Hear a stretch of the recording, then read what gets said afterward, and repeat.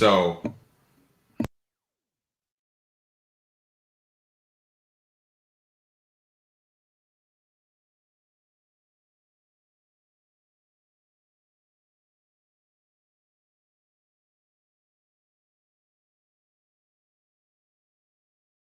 going on? Is it plugged in? How about now? Maddie, give us a little comment, man. Can you hear us now? I think we may have had some technical difficulties that involved being on mute, and I can now hear us. So we're good now. Okay. Look, that was really stupid of us. We were clearly muted. It was blinking at me the entire time like a dumbass. That's why nobody's watching right now, because they were like, these idiots don't know what the fuck's going on. Hey, we do now. Yeah. Figure it out. Yeah, right. All right, so Thursday night preview, we're talking about Seattle. We're talking about the Los Angeles Rams. We covered it last night in the pod with Jorge Martin from La Familia FFB. Check them out on Twitter. We covered this game last night, so we got some breaking news. Chris Carson's out. What's that mean for you in the running back room? You know, they have a solid running back depth in Seattle, so I think Alex Collins is going to take over the Chris Carson role. Travis Homer will keep what he was doing, more of a pass catcher, third down back kind of guy. Yep. I think if I have Alex Collins, I'm plugging him in as a flex or RB2 if I really, really need him, if I don't have other options. Rams are a run funnel defense, so they want you to run the ball. They'll let you run the ball. It wastes time. You can't catch up to them. Yeah. So I think Collins is going to have a fine night. Yeah, I think that's crazy. There's no way I'm playing Alex Collins. There's no way I'm playing DJ Dallas or Travis Homer, any of these guys. I don't want anything to do with it. I'll tell you right now, though, I will plug in Darrell Henderson against that porous defense that is the Seattle Seahawks. Look, this guy's getting over 90% of snaps when he's healthy. He's looking great right now, and I think you're going to continue to see more of the same. He's a lock in your RB2 or a flex spot. If he's in your flex, you're really in good shape, but he's giving you 15 minimum 15 points. Yeah, we had this discussion earlier on our group chat, and I recommended sitting Jonathan Taylor in favor of Darrell Henderson tonight. That's hot take, folks. Look, hot take. Seattle plays, they play terrible run defense, and Jonathan Taylor's going up against the Baltimore Ravens, who are like 7th best. Yep. So in terms of the usage, yeah, I'd struggle benching Jonathan Taylor. It's I tough. would find a way to get both of them in your lineup. It's always hard to bench somebody that you've spent so much draft capital on. Like, it just feels wrong. Right. And it's usually not the right move. But if you have good reasons, like you have really, really good other options, it's maybe not the wrong thing to do. That's fair. So, who wins the game? The Rams. They're going to kill them. Yeah, that's where I'm at. That's what we talked about last night. Which quarterback you think finishes better, Wilson or Stafford? Stafford. Yeah, that's where I'm at, too. That's where I'm I think the Rams. I really do. Dude, so I was looking at Russell. So this is my start-sit column, actually. But Russell Wilson, his last 2 games against the Rams last year, he had a 20-point game and a 10-point game. All right? That's not great. That's not Russell Wilson quality stuff. I think Stafford's going to do better on both. I think he's just a better quarterback in this game. Yep. Yeah, I think that's fair. Wide receivers, you got 4. DK, Lockett, Kupp, Woods, maybe Van Jefferson. What are you thinking? Who's the top performer tonight? Kupp. Okay. I think it's a bounce back game for sure. Yeah. Yeah. They talked about trying to get Woods more involved, but I just think Kupp's the better player. Woods is fine. He'll do okay. He'll get 40 yards, 4 catches, something like that. Yep. And he's a touchdown upside kind of guy. Yeah, he's at that like 6 target range, right? Something like that. He's not seeing a ton more than that. Now in a porous defense, Matt Stafford, I think, could come out trying to prove a point, right? We talked about it on last night's show. These guys are getting hammered in the media right now. They got throttled. If these guys lose another game, they're falling apart. Are they actually as good as people may think? This and that. I think that's asinine. Matt Stafford's going to come out and not shock the world, but shock the idiots who are trying to say that he's not as good as what he was in the first 3 weeks. I mean, this team's 3-1, and people are writing them off already saying, we don't know if they're the real deal or not. I'm like, that's just ridiculous. So I think Matt Stafford's going to come out on fire. He's going to get Cooper Kupp involved. He's going to get Robert Woods involved. I'm not a fan of Tyler Higbee. tonight, mainly because the Seattle Seahawks were able to hold George Kittle to a pretty low target share. He got 11 targets, but only 4 catches last week. Well, he had Trey Lance thrown to him, skipping balls off the turf. So I don't know. He if looked that's so bad. He looked like a rookie. Yeah. That's that's his first live action. He had what? Live action. I don't blame him. He got thrown in the middle of a game. That's tough. Yeah. That's tough to do. Yeah, for sure. All right. So that's our Thursday night preview. We're not going to get too much more into it. We're going to move right into the quarterback position, Mistress or Marriage. We're going to talk about 2 guys, 2 surprises, I'd say, of the year. 2 guys that up until this year, nobody wanted anything to do with these folks. And it's Daniel Jones, quarterback of the New York Giants, and Sam freaking Darnold, quarterback for the Carolina Panthers. And dare I say, these guys right now are QB1s right now. It's gross. They're top 6 QBs right now. Gross. Yeah. It's gross. It doesn't feel right. It doesn't. I don't even know what it feels like. Maybe an alternate reality. Maybe it's like the Spider-Verse, right? Spider-Man and the multiverse and what's going on there. Maybe that's what it is. We're just in this alternate reality where Sam Darnold and Daniel Jones are QB1s. Is that a real thing? I don't know. Tell me about Darnold. Is that a real thing? Do we expect it to, or I'm sorry, Daniel Jones, do we expect that to be a thing moving forward? Do we expect him to drop off? Where are you at with him? So Daniel Jones, coming out of his rookie year, he had 4 number 1 overall QB games. So people were pretty hyped about him coming into his sophomore year, where he obviously let everybody down. Now, he did have a new offensive coordinator with Jason Garrett, but he has a fumbling issue. So he has apparently allegedly small hands or something like that. And I swear to God, that's what people say. And people come in and they whack him and he drops the ball a lot. Now, I blame a lot of that on the offensive line because it's been porous and awful. Fair. I blame some of that on Saquon Barkley's absence. They don't have to respect any kind of run game with Wayne Gallman back there. Yep. And that was proven because Wayne Gallman looked good last year and he's not that good of a running back. Like, he's okay. That's fair. He's not great. And so this year, I actually think Daniel Jones is playing really, really solid ball. What he started doing is rushing a lot more than he used to. He's on track for just shy of 800 rushing yards this season. He has 27 rushes already this season. Last year, he had 67. So he's already at 40% of last year's total for rushing attempts. Yep. He already has, I think, 180 yards on the ground or something crazy. So he's doing. I mean, one of those was just shy of a 100-yard game. Yep, just shy. Probably against my Washington football team. It was indeed. Yes, yes. He made us look like fools. Yeah. But I like what Daniel Jones is doing. He's bailing out of the pocket now when he doesn't feel safe. He's using his legs. He's an athletic kid. He's super fast. Yep. I mean, and that's really aiding his fantasy finishes. I feel like the play calling is a little bit better. It is. Right? I feel like Jason Garrett is calling plays that allow him to use his legs a little bit more. Yep. You see Saquon Barkley starting to edge more and more into the game plan. You saw him a lot last week. You saw him win that game for the New York Giants last week, right? So I think you see Saquon coming back in full force, and that's obviously going to be helping Daniel Jones. Kenny Golladay, for me, is a guy that you need to pay attention to, right? Don't write him off just yet. He's been seeing those deep targets. They just haven't been connected. And if you think about it, they didn't have the offseason together, right? Kenny G was nursing an injury like he always does, right? But in the grand scheme of things, Kenny G's been pretty solid on the field right now. And you saw when they had nothing, right? Sterling Shepard, Darius Slayton out last week. You saw him go for 100 yards. He looked really good. Daniel Jones has just missed him on some of those deep routes the earlier weeks. So now I wonder if some of that starts to click. They start to connect a little bit more. And I think it's going to come to fruition. And then, you wonder, okay, Darius Slayton, Sterling Shepard not practicing again this week. So is that good for Daniel Jones again to keep Kenny Golladay involved, to do those short routes to Kadarius Toney, who had those 9 targets or whatever it was last week.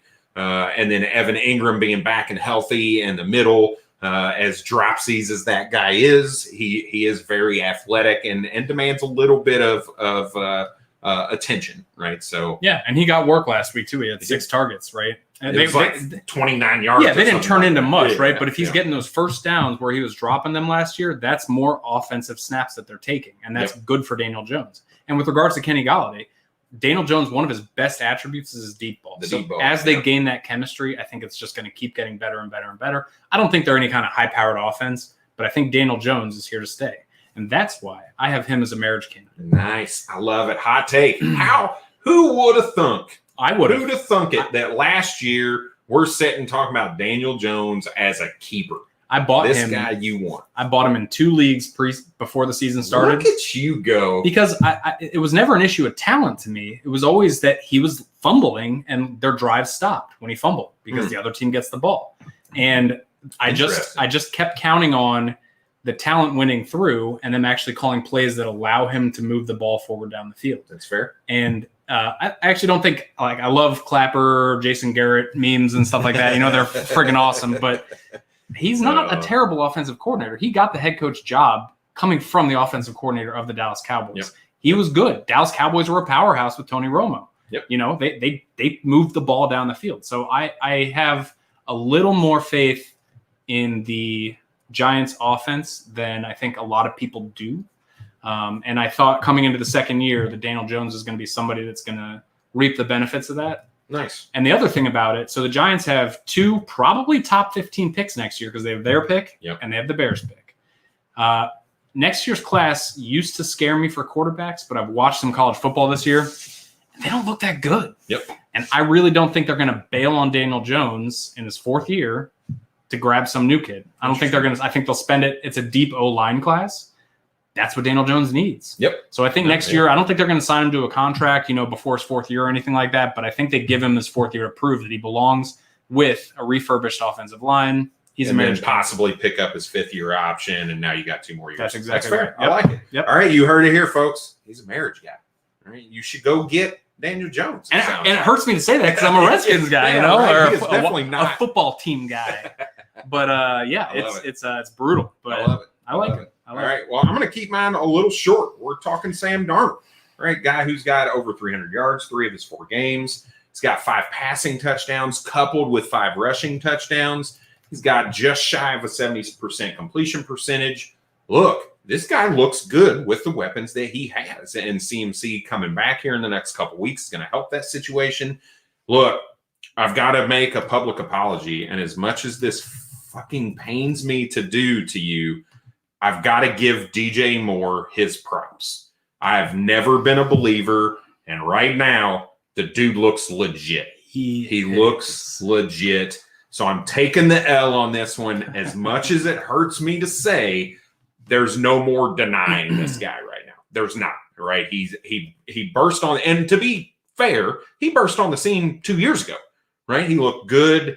It's just, to me, he was a wide receiver too. He just, you didn't see it with Cam. You didn't see it with Teddy B last year, really, right? He just wasn't getting the touchdown volume that he needed. Right. Well, now that's not an issue. This dude is a fucking monster right now. So I just wanted to make that public apology to you. I appreciate that, and that feels good. You got to change your team name from DJ Moore Sucks. I think it Sucks Ballsack. Yeah, I think my team name says DJ Moore Sucks Ballsack. Yeah. Because of a discussion that we got into in the offseason. So I have to eat my words right now because he definitely looks good. And I think part of that is because of Sam Darnold. Sam Darnold looks really good right now. He's creating plays when they're not there. DJ Moore's just always open. And Sam Darnold has been accurate enough to hit him, which in the past has not really been the case. He was not super accurate in New York, and you're seeing that leaf similar to kind of what we saw with Josh Allen last year. I'm not comparing Sam Darnold to Josh Allen. That's not what I'm trying to say, even though technically he's probably ahead of Josh Allen. He is, in fact, ahead of Josh Allen. That's not the point. The point is it's not the first time that we've seen quarterbacks take that leap at some point in time. We were very quick to say Ryan Tannehill was great when he got to Tennessee after he got to leave Adam Gase, even though he looked like smashed ass in Miami. I was going to bring that up. So now Sam Darnold is in Carolina away from Adam Gase, and he's looking pretty good. So I am, God, as much as this, we really are in an alternate reality because I'm going to marry Sam Darnold also. I think he's a guy that they picked up his 5th year option already before the season, so he's at least there next year. Yep. And look, this team's 3-1 right now.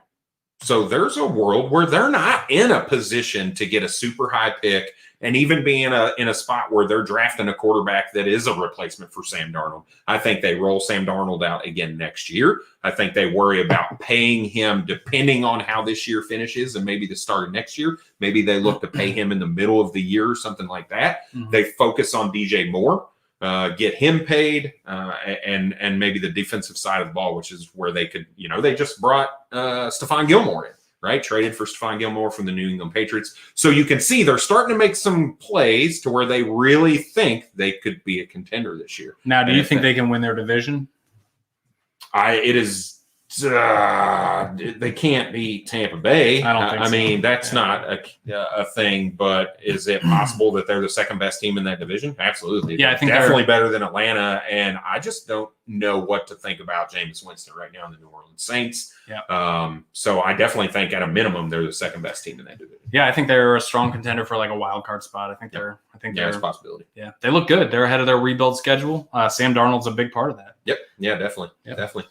All right, so we're going to move on to our next group of quarterbacks, and that's going to be some bridge guys, right? One that we knew was happening and one that kind of had to come in because of injury. That's going to be Teddy Bridgewater and Taylor Heinicke, right? So Teddy Bridgewater, quarterback for the Denver Broncos, Taylor Heinicke, quarterback for the Washington football team. And I'm going to kick to you for Teddy B. Teddy B is a Mistress candidate for me all the way. He has exceeded expectations in Denver. He's actually putting the ball in a place where receivers can catch it. He's like the opposite of Drew Lock, more conservative, but accurate. Drew Lock's a wild card, right? And I think that's why he won the job in camp. Things that concern me about him, he's playing a pretty high level right now. Yeah. Per PFF, he's at his highest passer rating in his career. Yep. And with all of that, he's still QB 23. Yep. Right. Now, he missed half a game, right? So if we extrapolate that, which I did, he moves up to QB 20. So it's not a huge. I feel like that's not right through the first 3 weeks of the season. No, through 4 weeks. If you took he was in for 50% of week 4. Right. And if you double those points, so say exactly matched his first half, he moves up to QB 20. Okay. So it's still not great, right? He's still a QB2, a low-end QB2. So for me, he's a Mistress candidate. People have a perception that he is performing very, very well, which he is in an NFL sense. But for fantasy, he's really just not that good. And I think that Denver is not going to settle with Teddy. I don't think he is their future. I don't think they see him as their future. I think they're going to try and make moves for, Aaron Rodgers in the offseason and whatnot, because apparently that trade almost happened before the draft anyway. Yep. And I'd sell him right now if I didn't need him as a QB2 in a super flex or something like that. But in a one QB league, he's never starting for me. When are you looking to sell him? So you're talking about him being a Mistress, right? So what that's saying is you hold this guy for some period of time before you move him. So when are you is there a premier time to move this guy? Are you looking to try right now? Like, what are you trying to do? So this week, he's maybe coming back from a concussion, and he might start week 5. Well, week 5 is against the Steelers. And that's not a great matchup for a quarterback. It's just not a non-elite quarterback. So I think he struggles this week again. He'll probably get you 14, 15 points, something like that. And then I would sell him after week 6. I think that's a much more beneficial matchup for him. Yeah, I think, taking a look at the schedule, he's got the Steelers, he's got the Las Vegas Raiders, then the Cleveland Browns, then he's got the Washington football team, followed by the Dallas Cowboys, followed by the Philadelphia Eagles, then his bye week. So for me, I'm probably actually holding him until right up against the trade deadline.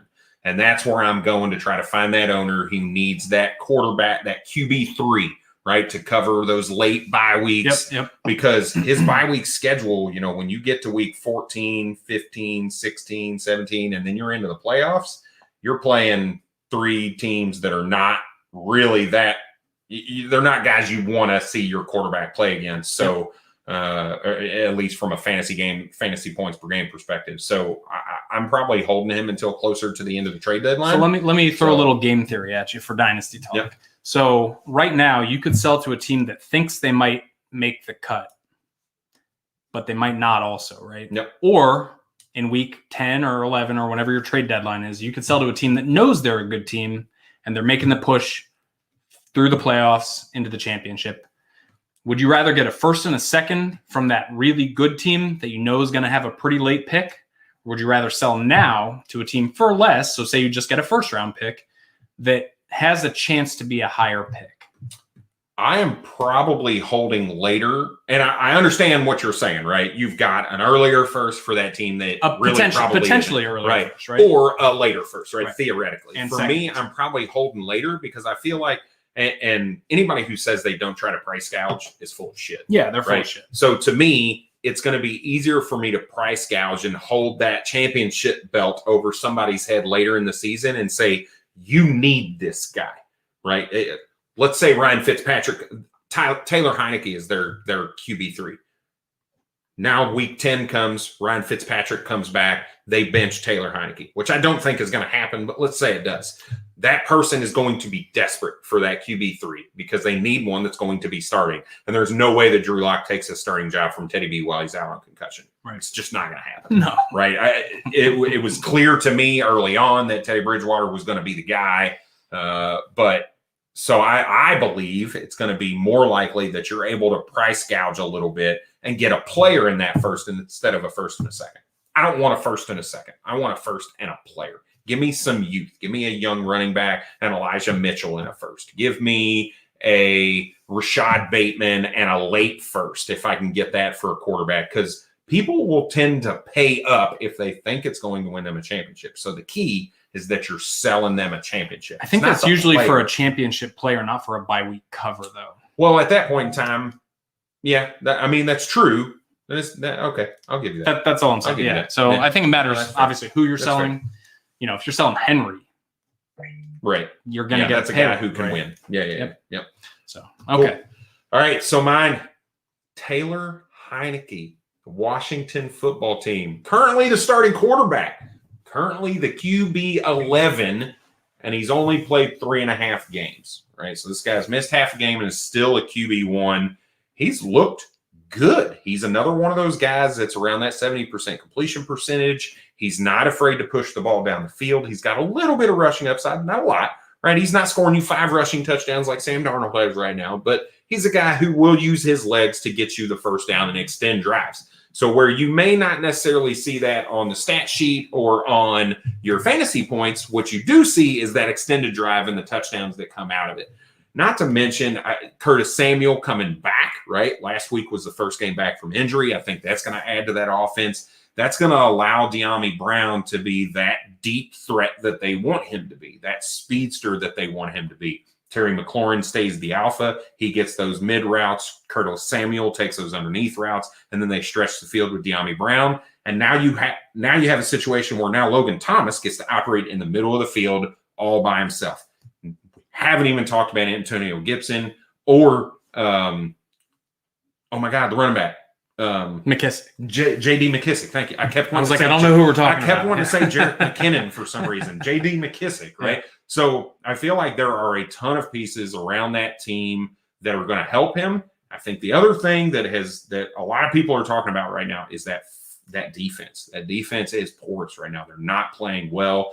And I think they've got to start to click, right? It's a lot of same pieces. They brought in some high-profile corners, right? So it's going to take some time to mesh, for them to learn, to be able to communicate with one another on the field.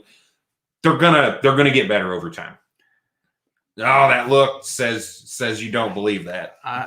I'm not as confident in that. They have even PFF ranks them as, I think, the number 2 quarterback pressure group. Yeah, they're just not getting the sack. They're not getting home, right? And that hangs their DBs out to dry. And then they commit PIs, and it gives a new first down. Well, I wonder if it's the reverse of that, though. I wonder if it's because the corners aren't covering the guys, and they're just open before the edge rushers can get there, right? Yep. So they brought in William Jackson, right, from I think Cincinnati Bengals is where he played beforehand, right? Some higher profile guys that we thought were going to be like the pieces that they need, and it just hasn't clicked yet, right? So it's gonna happen. Right, it's a new team. It's going to take a little bit of time. I do believe that it's going to start to work a little bit. Yeah, so, I've been saying my prayers, so and I think that's going to help a little bit. I know most of the time people want shitty defenses coupled with quarterbacks, but I I think that's going to help Taylor Heineke a little bit because it's going to make them a more well-rounded offense. They're not gonna just be focusing on the fact that they're down and they're going to need to throw the ball. Did you watch the Buffalo game? I did not. No. So I watched it, and Taylor Heineke had 2 picks in there, and both of them were when he was trying to force the ball somewhere he knew he shouldn't go because they were down so freaking much. Yeah. And so I think what you're speaking to is it gives him a little more control and autonomy over that offense, and maybe they won't have to be as aggressive with their play calls. Yeah. I don't totally agree that he's looked good, both against Atlanta and in week 2. He has a tendency to just chuck the ball up, and Terry McLaurin's good enough to make it happen. But I don't think that's a product of him. What do you think is going to happen when Ryan Fitzpatrick comes back if he takes that job? I think if Taylor Heineke plays well for the next 4 or 5 weeks, I think he keeps the job because he's young. He could be their future. Yeah. And they have a vested interest in finding a cheap option at quarterback that can fulfill that role. That we haven't had a franchise quarterback in forever. I mean, It's been RG3 was our last attempt, and he lasted a year. So, Kirk Cousins, I guess, for 4 years or whatever. But I think he keeps the job if he plays well. If he doesn't play well, I could see him being benched in 3-4 weeks for Kyle Allen. Another young guy. Interesting. I could see them throwing Ryan Fitzpatrick. I think Ryan Fitzpatrick, it mostly depends on where they stand in the division. If they think they can win the division, they might put Ryan back in. If they don't think they stand a chance, I think they'll probably go towards developing younger talent, such as Kyle Allen and Taylor Heineke. Okay. See if they have something, Fair. No, that's fair. So, all right. That's what I would do anyway. That's 4 quarterbacks. We're marrying 2. We're not marrying 2. It's pretty much what's happening right now, right? You got 2 guys that you want to move at some point, right? I'm moving Taylor Heineke. I've got him in a couple leagues. I'm trying to move him for really if I can get a second for him, I'm trying to do it. And right now that market is slim. You cannot get a second for him in any league that I'm in right now. So that's kind of my mark off, right? I'm not moving him for a third, right? That's useless value to me. A third is not really worth anything. Sure, you could get lucky and hit an Antonio Gibson in the 3rd round, but that is few and far between. That's not the norm. So if I can get a second for him, I'm taking it. But he's a guy I'm looking to move right now before we start to get news that Ryan Fitzpatrick is practicing. Right? And as looks soon as great. that happens, now you're not getting anything for him. So I'm trying to move him for a second if possible. And it sounds like Teddy B, you're trying to move in the next few weeks. Yeah, after week 6, I think. Okay. All right, we're going to move on to the running back position. We've talked about quarterbacks enough now, and we're 35 minutes in. So we've been talking for a while. So running backs, we're going to go to Chase Edmonds. Actually, you know what? I'm going to swap us up here. I'm going to go with two running backs who are in somewhat similar situations. Running backs who kind of disappointed the first few weeks, right? And are in situations where there's a rookie that has taken some work for them or will be taking some work for them in the future as we expected before injury.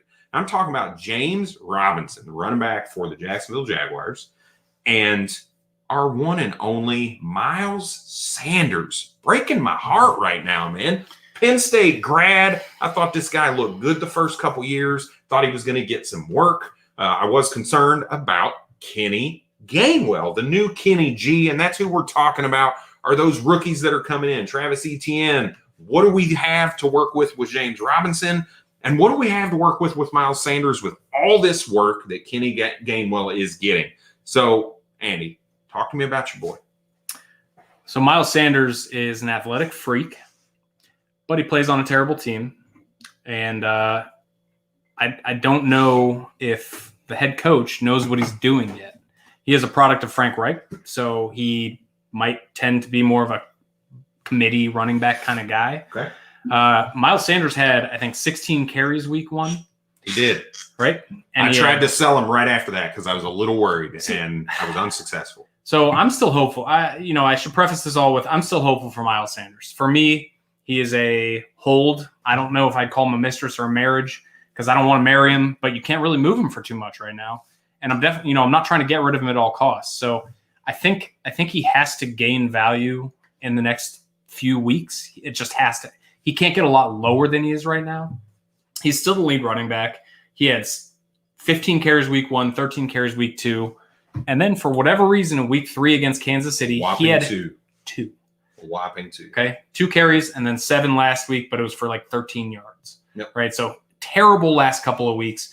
The only thing that makes me hopeful for him is his pass catching.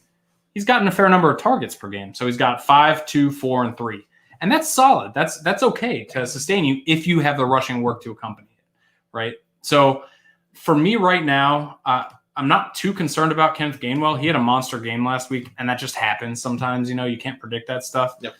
It could have just as easily been Miles Sanders. I look back at last year for Miles Sanders, and at the end of the year, once Jalen Hurts kind of got his feet a little bit, he had He looked good. 14 rush for 115 yards, 17 for 64 and a touchdown, 15 for 57 and a touchdown, 6 catches, 5 catches, 2 catches, right? So he was super involved in that offense. Granted, different head coach, got it, but he knows how to operate with that quarterback. So I'm holding right now. I don't have a good mistress marriage, whatever. He can be my side boy. That's where I'm at. To me, he's a mistress, and I'm moving him after I think it's they played Detroit in the middle of the season. I think it's like week 7 or week 8. That's where I'm trying to move him because he's back. He plays Las Vegas and Detroit back to back, right? So I think those are going to be those 2 games where he gets the workload that you need for him to be successful. And then I'm moving him. He's looked good. That's the thing that drives me nuts is when you watch him, he's averaging almost 5 yards a carry. He looks good when he has the ball. Those 2 carries alone went for like 20 or 30 yards almost. Yep. Like he averaged like 13. You got 13 and a half. Yeah, 13 and a half yards per carry, right? Yeah. I mean, he looks good when he's got the ball in his hand. He looks explosive. He's making guys miss. He's just not getting that work that we kind of hoped he would get. And I had a little bit of concern about Kenny Gainwell, that is, for Kenny G. But it was only around the passing work. And as you said, he's still getting enough passing work to give him a little bit of a floor, not a ton of floor. But no matter how much passing work you're getting, 2 rushes for 30 yards and 7 rushes for 13, that's just not going to be enough. Right. So I'm looking for that window when he has a couple good games in a row, not one explosive game. I need 2 good games in a row. And that's what I'm going to try to move him for that late first or maybe a rookie or something of that nature to get some amount of value back for Miles Sanders. So here's the thing. We talked about, where did you draft him is kind of important for what you're selling him for. So where did he go? What was his ADP this I want to say he was 5th round. 5th round pick, right? So he's not supposed to be a top end RB. Nope.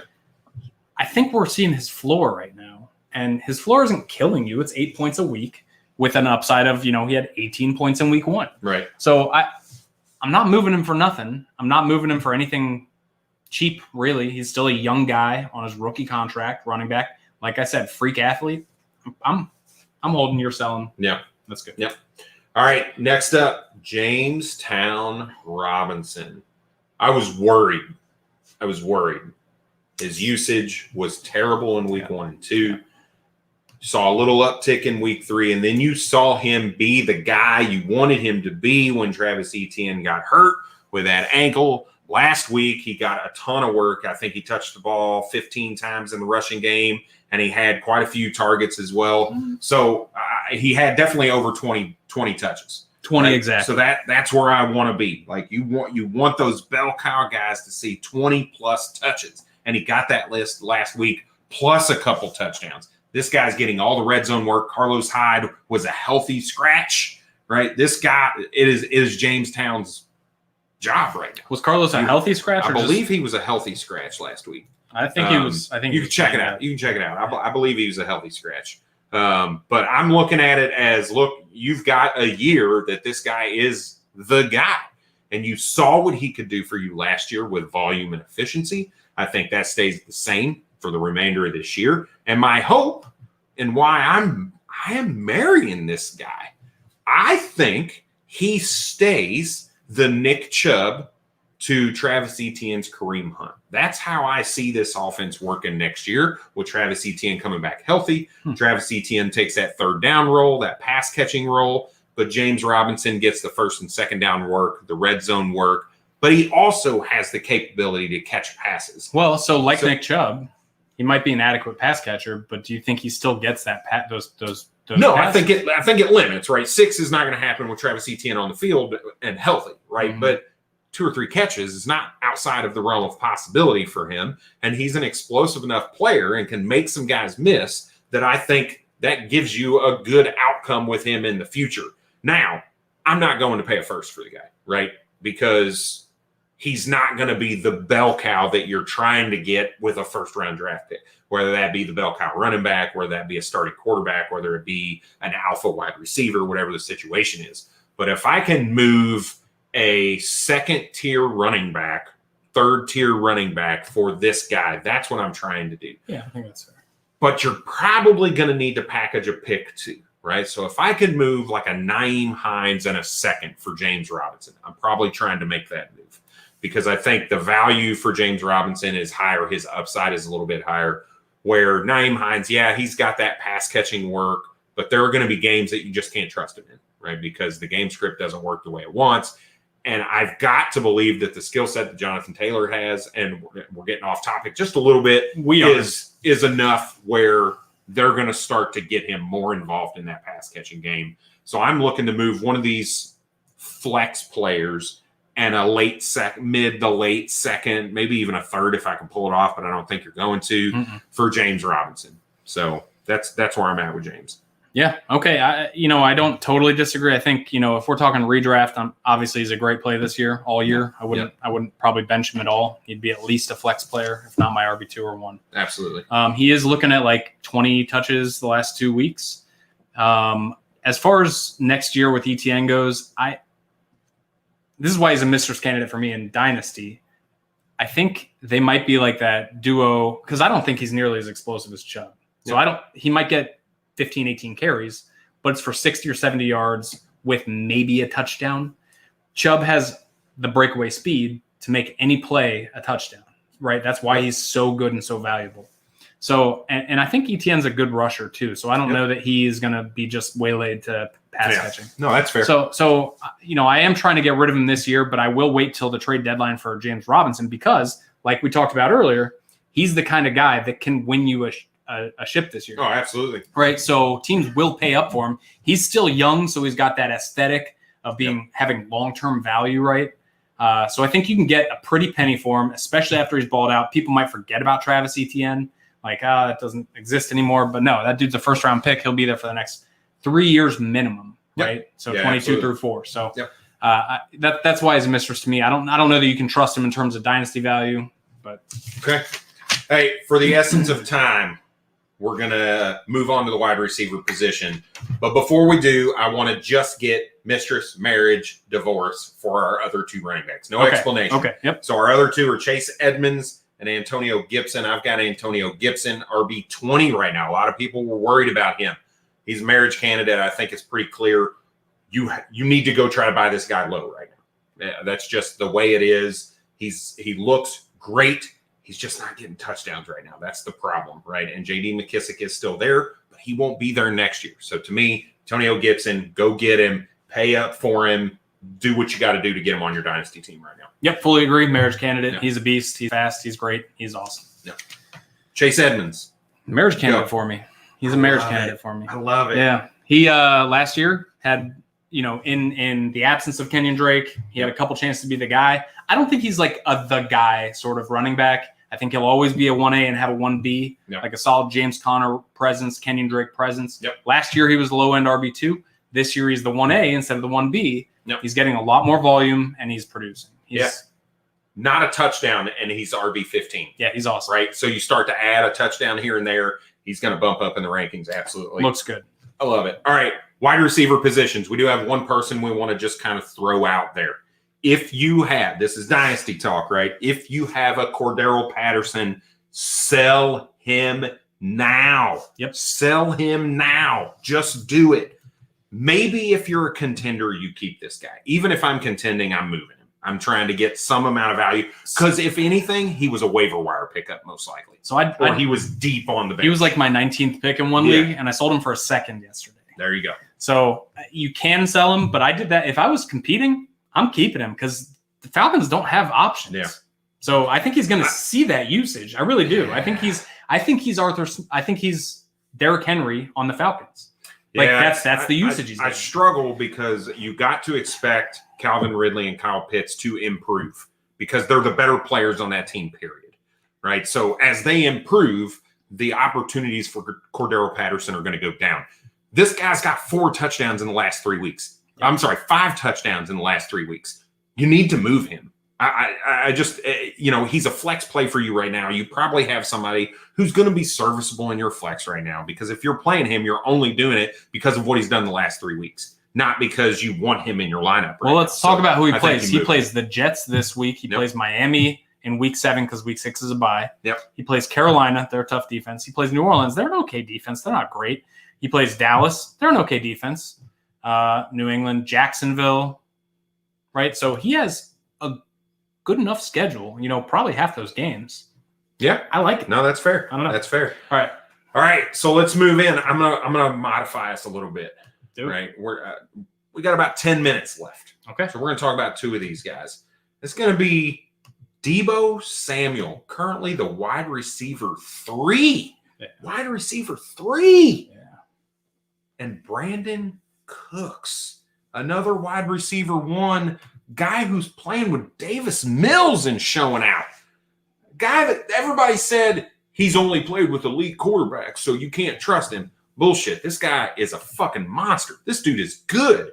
He's good no matter the guy throwing him the ball because he's always open. He can make plays. He's a guy. So, who do you want to talk about, Deebo or Brandon Cooks? I'll take Cooks. Deebo's your guy. All right. Go ahead. Oh, me. Okay, yeah. So, Brandon Cooks, he is a mistress for me, like a hardcore mistress. I'm keeping him this year, maybe, if I'm competing. But he's tied to this team through 2022. I don't think they're going to figure their quarterback position out. And rookie quarterbacks are never pretty for the receivers. Yeah. So next year, this year, it's rough. The good news is he looks good, right? He's a great player, and Davis Mills trusts him. He had 7 targets this past game, and that was his worst game against Buffalo, who's albeit a great defense, right? They're playing really tough ball. Yep. But he had 7 targets, and Davis Mills threw the ball only, I think, 20 times or something. Yep. So they don't look good, but Davis Mills looks for him almost exclusively. He does. He trusts him almost exclusively. So even on a bad game, he got you 10 points. And if that's his floor, that's a good flex play. Yeah, and Davis Mills came in week 2, right? Came in right as the third quarter started. I think Tyrod Taylor played a couple plays, and then he came in.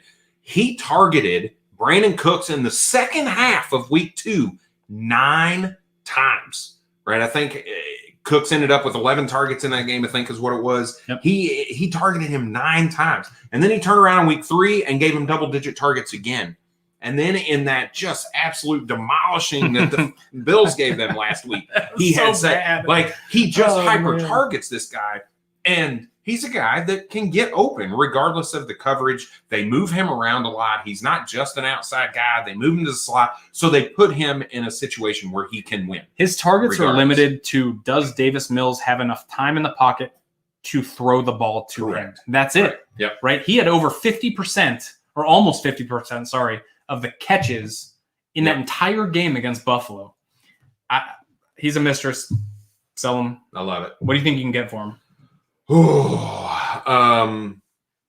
Yeah, so to me, it's not a mistress. I'm divorcing him. I'm trying to move him right now. Oh, yeah, sorry. Okay, yeah. I'm not waiting for the likelihood that Davis Mills falls off the truck. I agree. And it's even worse. You've seen very good production. He's 28 years old. It's a guy that, like I said, you can sell him on his production that he's had for his entire career at this point. He also has a solid wide receiver too. He also has wide receiver too. He has a pretty bad concussion history as well. So that's really only 1 year. Really only 1 year. It was pretty bad. It was like 3 in 1 year. So you're right, but he came out. Okay. And he's produced since then. So I'm not too concerned with that. I would avoid that conversation at all costs with whoever I'm trying to sell him to. Yeah. But I'm trying to get a rookie out of him. I don't think picks are going to be something you're going to be able to get out of him. You're going to want to sell him to obviously a contender. So yeah, they're willing to move their picks. But I think with Brandon Cooks, I'm trying to replace him with somebody like a Devonta Smith. So if I can move Brandon Cooks and a third for Devonta Smith, I'm going to get Devonta Smith. If I can turn him into Rashad Bateman who hasn't played a snap yet. Yeah. I'm probably trying to do something like that. I'm moving for one of these rookies that I really like this year because I'm still not quite convinced in that 2022 class just yet. So I'm moving Brandon Cooks for a wide receiver rookie that I think's value is kind of low right now, right? Devonta Smith coming off a terrible week 4 matchup. Rashad Bateman hasn't played yet. Elijah Moore, right, has missed the last couple weeks. So I'm trying to go use Brandon Cooks to go get one of these rookies in some way, shape, or form. Devonta Smith demolished last week. Was it last week that he killed it? Yeah, 7 targets, it was the 2 weeks before that. I'm sorry. Yeah, you're right. I was like, man, he crushed it. I don't know what you're talking about. Yeah, it was the 2 weeks before that were absolutely pitiful. But yeah, I'm moving for one of these rookies if I can. Mm-hmm. All right, next up, we got 6 minutes. I'm not going to use all of it, but I'm going to use some of it to talk about my man Deebo Samuel. Damn, this dude looks good right now. I am marrying this fool all day long. Now, I would be a hypocrite to talk about last week when he had 100 and some, well over 100 yards, and a 70-yard bomb. Yep. That 70-yard bomb was a broken-ass play. The throw to him from Trey Lance was trash. But it counts. It counts. Even if you take that off, the guy still got 80 yards on 6 catches, right? Still very good week for you for a wide receiver. He's still giving you 14, 15 fantasy points. It's a serviceable week, all right? Outside of that, with Jimmy G, this dude is eating. He's eating. He is the alpha. I think he's replaced George Kittle as the alpha. He is a guy that Jimmy G looks to.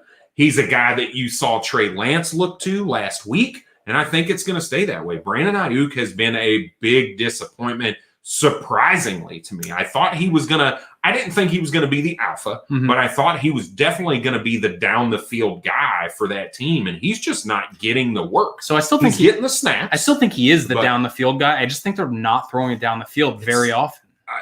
Deebo Samuel's, what's his depth? What's his yards per target right now?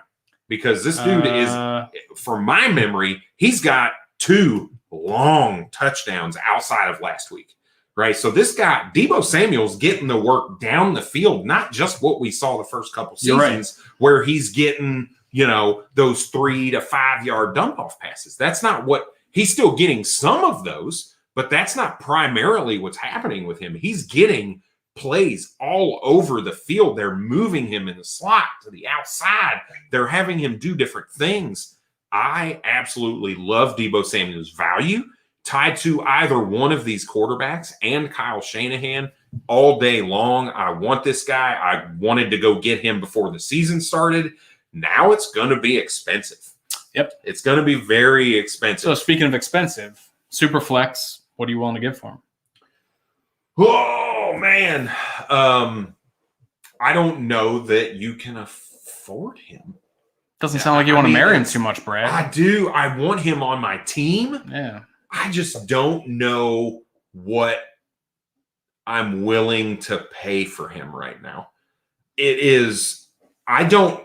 Wide receiver 3, I don't believe is the realistic outcome for him. No. I don't believe that he's not a guy who's seeing DeAndre Hopkins type targets or Julio Jones type targets. He's doing it on those deep touchdowns right now. And that's just not always sustainable. Now, I do want him, but people are going to drive it. He's the wide receiver 3. He's the guy.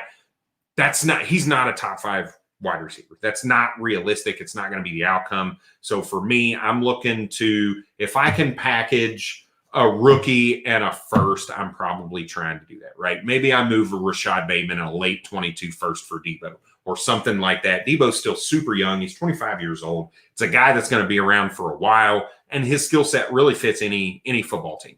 Any football team, he can go in and fill a role, and I think it's beneficial. So I'm marrying Deebo Samuel. And it's hard because I don't know where his value lies because I've got him in so many leagues. I haven't needed to go get him. Yeah. So I don't know what the market is driving for right now. So fair.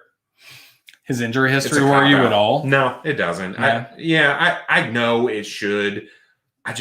When I love a player, I tend to look at it through rose-colored glasses, and I don't. I get it. You're an emotional guy. Yeah. So, all right. With that, I've got 2 minutes to get to a parent-teacher conference online for my preschoolers, so I need to go jump on that. Thank you for joining us for this first edition of 2021 for Mistress or Marriage, and you're going to get another one in week 8.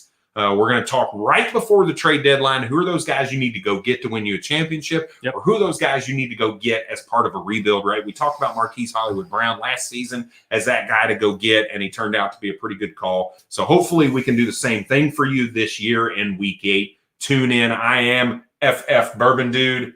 Andy? McLovinFFAffair. Peace out.